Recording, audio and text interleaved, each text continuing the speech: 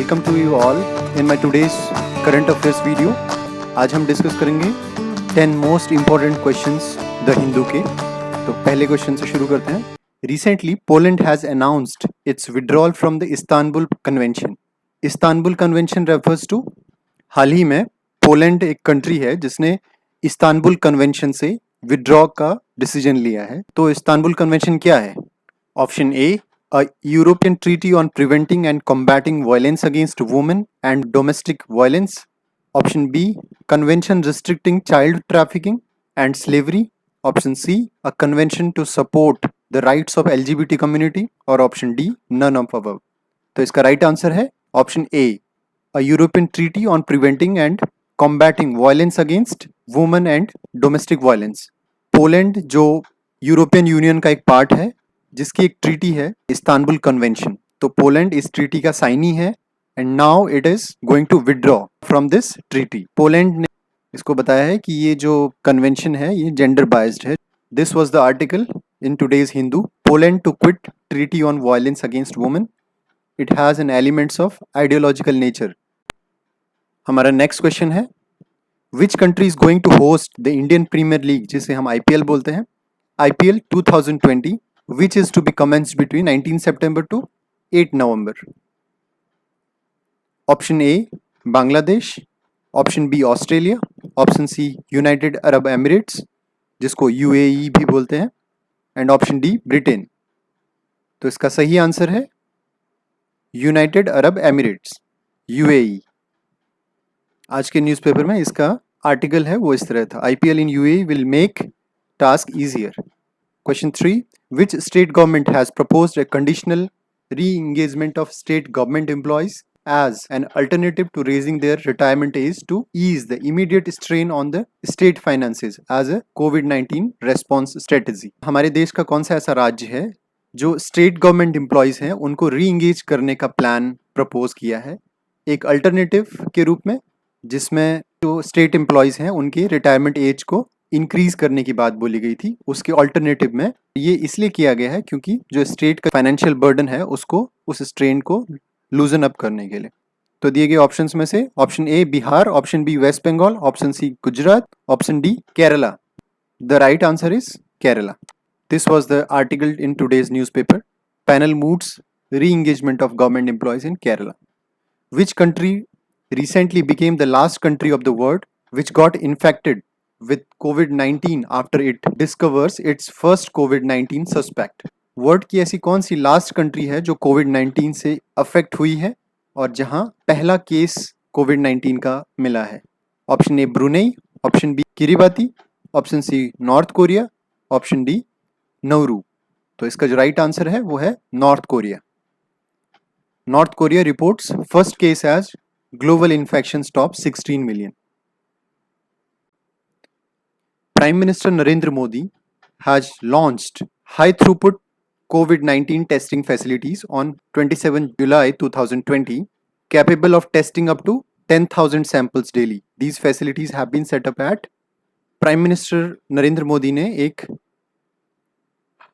High throughput, एक काफी बड़े पैमाने में जो कोविड टेस्टिंग की जाती है उस फैसिलिटी को इनॉग्रेट किया है जिसमें 10,000 सैंपल्स एक दिन में लिए जाएंगे। ये फैसिलिटीज़ कहाँ ओपन की गई हैं? Option A ICMR national institute of cancer prevention and research Noida, option B ICMR national institute of research in reproductive health Mumbai, option C ICMR national institute of cholera and enteric diseases Kolkata, and option D all of the above. तो इसका सही answer है option D all of the above. इन तीन facilities को हमारे PM ने launch किया है, PM Modi to inaugurate 3 covid testing facilities. Next question, the chairman of parliamentary standing committee on environment who recently criticized the central government and environment ministry over the proposed environment impact assessment notification EIA 2020। आपको बताना है दिए गए options में से वो कौन है जो चेयरमैन है पार्लियामेंट्री स्टैंडिंग कमेटी के इस वक्त, जिन्होंने क्रिटिसाइज किया है एनवायरनमेंट इम्पैक्ट असेसमेंट नोटिफिकेशन। इस नोटिफिकेशन में जो भी प्रोजेक्ट्स जो एनवायरनमेंट रिलेटेड हैं जिसमें रेड टेपिज्म ज़्यादा मिलता है जिसकी वजह से एनवायरनमेंट क्लियरेंस मिलने में देरी होती है। बीजेपी गवर्नमेंट ने इस प्रोसेस को शॉर्ट करने के लिए कुछ नए प्रपोजल्स दिए हैं जो कि इस एनवायरनमेंट इम्पैक्ट असेसमेंट नोटिफिकेशन में दिए गए हैं। तो आपको चूज करना है, ऑप्शन ए है Jairam Ramesh, option B P Chidambaram, option C doctor Manmohan Singh, option D Kapil Sibal. तो इसका सही आंसर है ऑप्शन ए जयराम रमेश, जो फॉर्मर एनवायरनमेंट मिनिस्टर भी रह चुके हैं। इस आर्टिकल में आप देख सकते हैं, Ramesh criticism of EIA notification unfounded. बढ़ते हैं हमारे नेक्स्ट क्वेश्चन की तरफ। So which committee under the department of biotechnology, ministry of science and technology approves trial procedure on the biological products that involves genetic manipulation which can include DNA और modified vaccine candidates। तो आपको बताना है कि वो कौन सी committee है जो department of biotechnology and ministry of science and technology के अंडर आती है, जिसने बायोलॉजिकल प्रोडक्ट्स के जेनेटिक मैनिपुलेशन के प्रोसीजर को अप्रूव किया है। हमारे ऑप्शंस हैं, option A committee on science and technology जिसे CST भी बोलते हैं, committee on generics COG, option C review committee on generic manipulation जिसे हम RCGM भी बोलते हैं, option D none of the above. तो इसका आंसर है option C review committee on generic manipulation RCGM। ये आर्टिकल है जिससे ये क्वेश्चन लिया गया है। RCGM provides the NOC no objection certificate to the clinical trials, तब जाके वो अप्रूव होती है। बढ़ते हैं हमारे नेक्स्ट क्वेश्चन की तरफ। Itolizumab, a lab-cloned antibody drug developed by the Bangalore-based Bitcon Biologics, has been approved for the emergency use in the treatment of moderate and severe diseases by the DCGI, Drug Controller General of India, in patients who manifest acute respiratory diseases. This drug generally approved for which disease? इसमें बताया गया है कि इटोलिजुमैब नाम से एक antibody drug है, antibody medicine है। इसको एक अप्रूवल मिला है इमरजेंसी यूज के लिए। कोई भी एक्यूट रेस्पिरेटरी डिजीज का पेशेंट है तो उसको इमरजेंसी में ये मेडिसिन दी जा सकती है। इसका अप्रूवल मिला है DCGI के थ्रू। तो आपको बताना है कि जो इटोलिजुमैब जो मेडिसिन है ये जनरली किस डिजीज में दी जाती है, किस डिजीज के लिए अप्रूव की गई थी।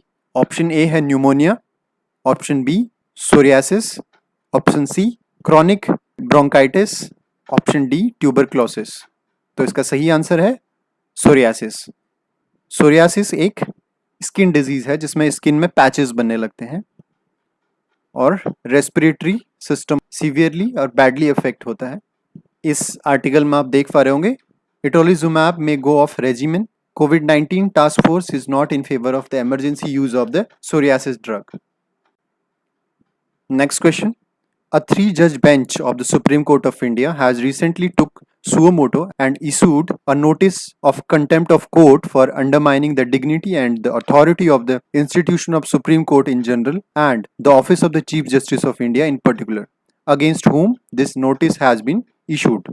Supreme Court की एक 3-judge bench है जिसने अभी हाल ही में खुद एक संज्ञान लेते हुए नोटिस जारी किया है कोर्ट ऑफ कंटेम्प्ट का, जिसमें सुप्रीम कोर्ट की अथॉरिटी के ऊपर क्वेश्चन जो किया गया है उसके अगेंस्ट ये नोटिस जारी किया गया है। तो इसमें आपको बताना है कि वो किसके अगेंस्ट किया गया है। A Vrinda Grover, option B Prashant Bhushan, option C Bezwada Wilson, option D Ashok Rao Kavi. तो सही आंसर है प्रशांत भूषण।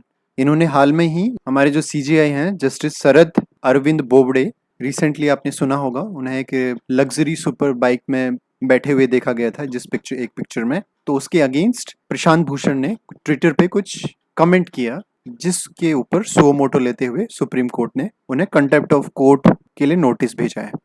आप देख सकते हैं ये एडिटोरियल पेज में एक आर्टिकल है, a motorcyclist and the art of the court management.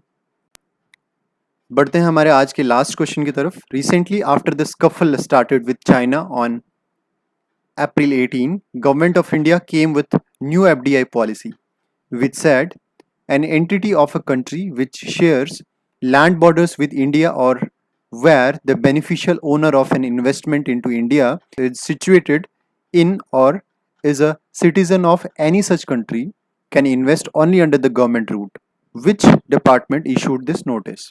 इसमें बताया गया है कि अभी रिसेंटली चाइना से जो स्कफल चल रहा है उसके बाद इंडिया ने अपनी FDI पॉलिसी में चेंज किया, जिसके तहत कोई भी कंट्री जो इंडिया के साथ बॉर्डर शेयर करती है या उसका बेनिफिशियरी, उस कंपनी का बेनिफिशियरी ऐसी किसी भी कंट्री में हो, वो अब ऑटोमेटिक रूट से FDI इन्वेस्ट नहीं कर सकता, उसे अब गवर्नमेंट रूट से होते जाना पड़ेगा। तो which department issued this notice? Option A, department of promotion of industry and international trade, DPIIT, department of commerce, option C, department of investment and public एसेस management, and option D, none of above. इसका सही answer है option A, department of promotion of industry and internal trade, DPIIT। तो इसी के साथ हमारा आज का ये वीडियो खत्म होता है। कल मिलते हैं नई वीडियो और नए क्वेश्चंस के साथ। हंसते रहिए और खूब मेहनत कीजिए। Thank you so much for watching my videos and keep supporting